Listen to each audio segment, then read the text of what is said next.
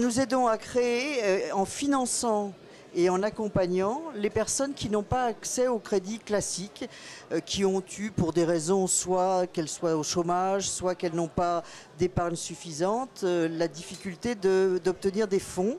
Et comme ce sont souvent des personnes fragiles, nous les accompagnons en leur proposant des services, soit de développement commercial, soit de choix de statut juridique, soit d'appui comptable et administratif.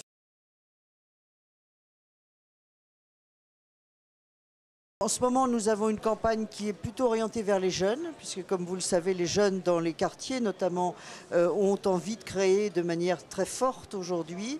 Ils ont encore moins de moyens d'accéder au crédit bancaire que leurs aînés. Et donc nous faisons un travail en ce moment pour notamment mettre en place des fonds de prêt spécifiques pour les jeunes à taux zéro, toujours avec un accompagnement renforcé.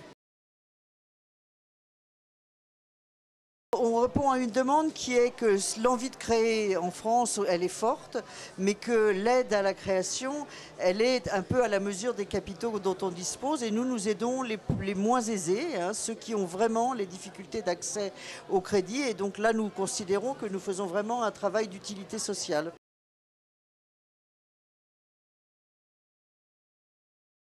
Nous partons de l'idée que tout créneau peut être bon si le projet est un projet réaliste, bien préparé, à la mesure des talents et des moyens de la personne qui va le lancer.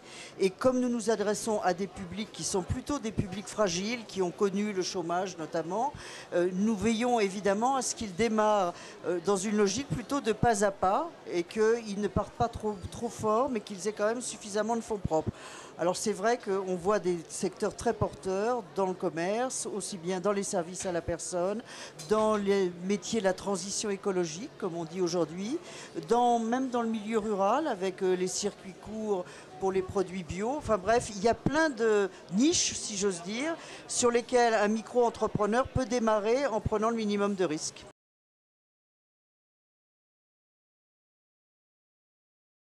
Ne pas hésiter à se faire accompagner. Ne pas hésiter à se faire accompagner. Beaucoup de projets échouent parce que les personnes démarrent seules, sans conseil, sans appui et généralement aussi avec un peu trop peu de fonds propres pour démarrer.